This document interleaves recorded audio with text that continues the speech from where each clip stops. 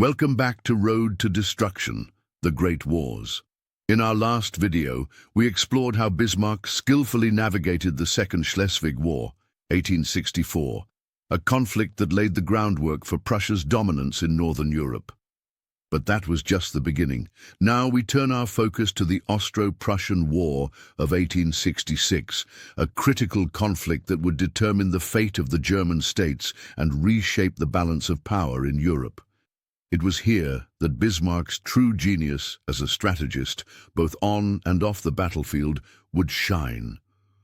By exploiting political tensions, securing key alliances, and executing a brilliant military strategy, Bismarck set the stage for the unification of Germany under Prussian leadership. In this video, we'll dive into how Bismarck engineered the war, maneuvered diplomatically, and crafted a victory that was as much about politics as it was about military might.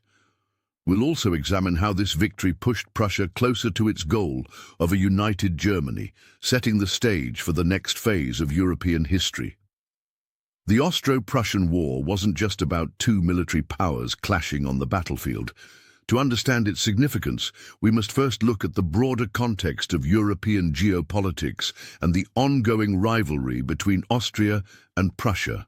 This war wasn't an isolated event. It was the culmination of decades of political maneuvering, shifting alliances, and Bismarck's calculated steps toward uniting the German states under Prussia's leadership. Following the Second Schleswig War, 1864, in which Prussia successfully defeated Denmark and gained control of the duchies of Schleswig and Holstein, Bismarck found himself in a delicate position. Prussia had made major territorial gains, but Bismarck's vision was much grander.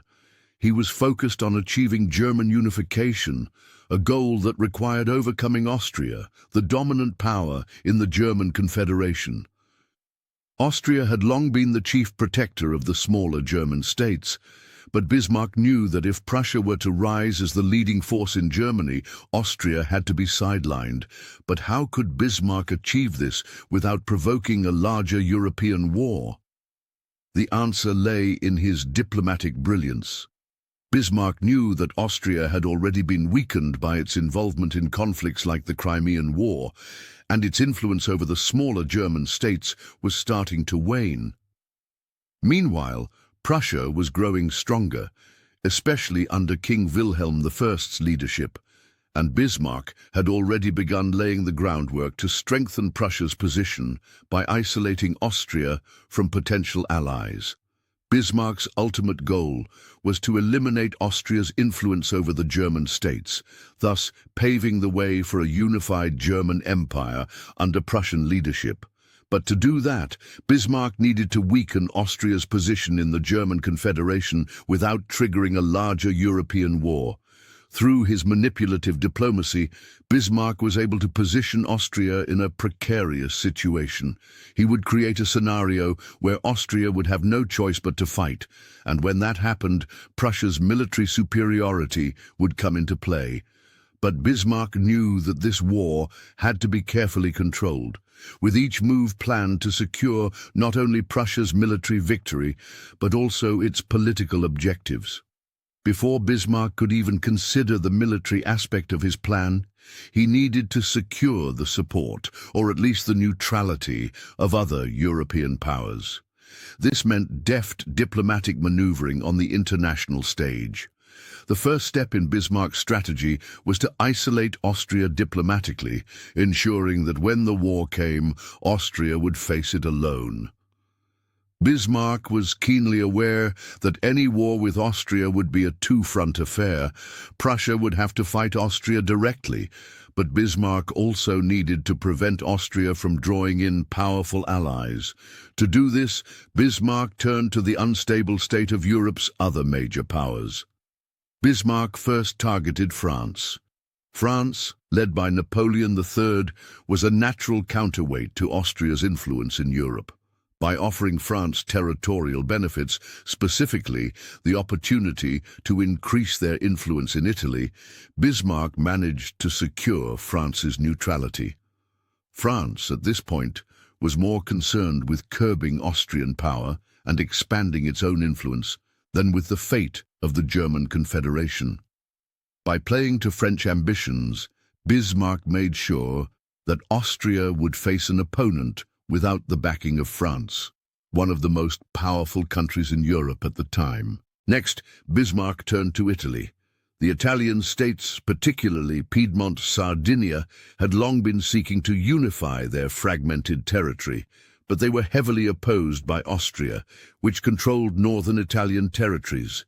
Bismarck saw an opportunity here to align with Italy.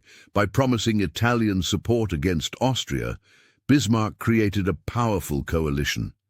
Italy, eager to free itself from Austrian control, agreed to support Prussia in exchange for promises of territory. This was an ingenious move, as Italy's participation would stretch Austria's resources, forcing them to fight on multiple fronts. Bismarck was now assembling a group of states that would back Prussia in the coming conflict while keeping Austria isolated diplomatically. On the home front, Bismarck's task was to solidify support among the German states.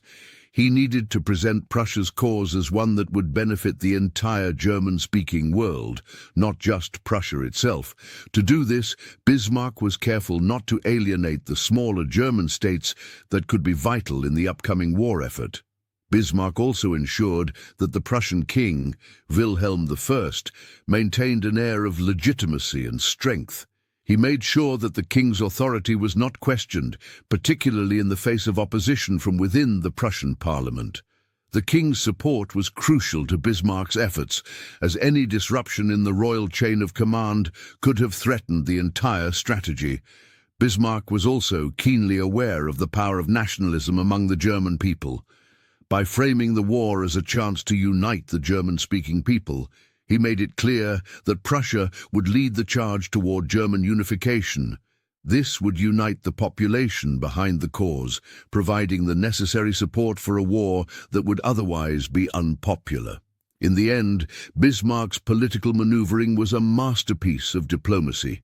He had isolated Austria, secured the neutrality of France, and convinced Italy to join Prussia's cause. More importantly, he had unified the German states under the banner of Prussia, ready to take on Austria. By 1866, Bismarck had successfully isolated Austria, secured the neutrality of France, and formed a solid alliance with Italy. However, despite all this careful planning, the moment of truth had arrived. It was time for Bismarck to push for the war he had orchestrated, but he needed a pretext, something that would justify Prussia's actions in the eyes of Europe. The immediate catalyst for the war was the dispute over the duchies of Schleswig and Holstein, two territories that had been jointly administered by Prussia and Austria following their conquest from Denmark in the Second Schleswig War, 1864. The agreement between the two powers had always been tenuous, with conflicting interests in how the territories should be governed. Bismarck took full advantage of this conflict. He knew that Austria and Prussia had different ideas on how to administer the duchies, and he used this to his advantage. He pushed for a confrontation, knowing that any diplomatic resolution would ultimately favor Prussia. Bismarck was betting that Austria would either refuse to cooperate or make a mistake in their response. The real brilliance of Bismarck's strategy lay in his ability to create an incident that would paint Austria as the aggressor. He allowed tensions over the duchies to escalate, making it seem as if Austria was acting provocatively, all the while maintaining a calm and measured appearance. By the time war became inevitable, the European powers were already divided and were reluctant to intervene. Bismarck had framed the conflict as one between Prussia and Austria, with Prussia in the right and Austria in the wrong. Once tensions reached their peak, Bismarck's next political maneuver was a stroke of genius. Rather than going to war on his own terms, Bismarck made use of the German Confederation, a loose coalition of German-speaking states that had been established in the aftermath of the Napoleonic Wars. By invoking the Confederation, Bismarck portrayed the war as a fight for German unity, presenting Austria as the aggressor that threatened the stability of the Confederation. In reality, this was an excuse to justify war, as Bismarck knew full well that the Confederation would be powerless to stop the conflict. This move served to rally the smaller German states to Prussia's side, many of whom were eager to see Austria diminished in power. This diplomatic maneuvering set the stage for war. The declaration came quickly and decisively. Austria, now isolated and unable to secure outside assistance, was forced to confront Prussia alone. While Bismarck had orchestrated the diplomatic scene, there was still one significant hurdle: convincing King Wilhelm I to go to war. The Prussian king was initially hesitant, unwilling to risk the stability of the Prussian monarchy in a conflict that could be costly. Bismarck had to navigate this reluctance carefully. Over time, Bismarck managed to persuade Wilhelm I by emphasizing the historical opportunity for Prussia to assert itself as the leader of a unified Germany. By presenting the war as a necessary step for the greater German cause, Bismarck was able to push the king into action. The decision to go to war was a delicate one, but with Bismarck's persuasion, Wilhelm I ultimately backed the plan. At this point, everything was in place. Bismarck's diplomatic groundwork had been laid, the political players were aligned, and the war was all but inevitable.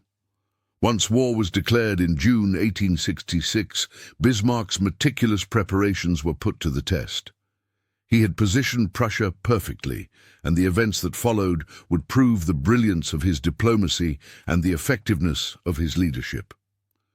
The Austro-Prussian War, also known as the 7 Weeks' War, was about to begin, and it would be over almost as quickly as it started. Bismarck had long recognized the importance of having not just diplomatic, but military preparations in place. He had modernized Prussia's military and its command structure, and his focus on rapid mobilization would be crucial in ensuring swift victory. His partnership with Prussian General Helmuth von Moltke, one of the most competent military leaders of the time, proved indispensable. The Prussian military was able to mobilize quickly, and their superior organization and training outpaced Austria's slower response. Prussia was able to quickly move troops across key fronts, attacking Austrian forces and forcing them to respond without the ability to properly mobilize their own troops in time. The pivotal moment in the war came on July 3, 1866, with the Battle of Königgrätz, also known as the Battle of Sadowa. The Austrian forces, despite having a larger army, were decisively defeated by the Prussians. This battle was a testament to Bismarck's understanding of military strategy and the effectiveness of his diplomacy in aligning the smaller German states with Prussia. The defeat of Austria at Königgrätz marked the beginning of the end for Austria's dominance in German affairs. With their defeat, Austria was forced to accept terms dictated by Prussia, and they were excluded from German affairs altogether. The German Confederation was dissolved, and the North German Confederation, a union of northern German states under Prussian leadership, was formed. Austria, once the dominant power in the German-speaking world, was left isolated and humiliated. Following the war, Bismarck's political maneuvering reached its zenith. He offered Austria generous peace terms, ensuring that the war would not escalate into a broader European conflict. This decision was another stroke of genius on Bismarck's part, as it ensured that Austria would not seek revenge and would remain neutral in future conflicts. More importantly, Bismarck's ability to keep France and Russia neutral throughout the war was key. Bismarck had carefully cultivated relationships with both powers, making sure that neither would intervene on behalf of Austria. In the aftermath of the war, France was left feeling isolated, while Russia remained uninterested in getting involved in European affairs at the time. This diplomatic success allowed Bismarck to focus on the internal aspects of the newly formed North German Confederation. He had solidified Prussia's leadership in the German world, and it was now time to take the next steps in his vision for a unified Germany. The war had not only secured Prussia's leadership, but had also greatly weakened Austria. Austria's defeat altered the political landscape of Europe, and Bismarck's political genius had positioned Prussia at the center of the new German Confederation. While the military success of Prussia in the war was crucial, it was Bismarck's diplomatic groundwork that ensured Prussia could emerge victorious with minimal European interference. Bismarck had managed to achieve his goal of weakening Austria without creating a broader European war. In doing so, he demonstrated once again that his true strength lay not in the battlefield, but in his ability to manipulate politics and diplomacy to Prussia's advantage. But it was only the beginning. Prussia had gained the allegiance of the northern German states, but the southern states remained outside the Union. Bismarck knew that these states would be crucial to achieving full unification, and he needed a strategy to bring them on board. However, the events of 1866 had set the stage for future developments, and Bismarck was already planning his next moves. But he still faced the challenge of uniting the southern German states, many of which were Catholic and had strong ties to Austria. Bismarck knew that the key to unifying these southern states lay in creating a sense of common cause among them. He needed to provoke a conflict that would unite the southern Germans with the north against a common enemy. The solution would come with the Franco-Prussian War, which would set the stage for the final step in German unification. In our next video, we'll dive into the Franco-Prussian War, a conflict that would not only shape the future of Germany, but also humiliate France and set the stage for the rise of a new European power. Stay tuned as we explore how Bismarck's diplomatic genius played a key role in one of the most important conflicts of the 19th century. If you enjoyed this deep dive into Bismarck's role in the Austro-Prussian War, don't forget to like this video, subscribe to the channel, and hit the bell icon so you don't miss our next episode. The road to a unified Germany is just getting started. Join us as we continue to uncover the pivotal moments in European history.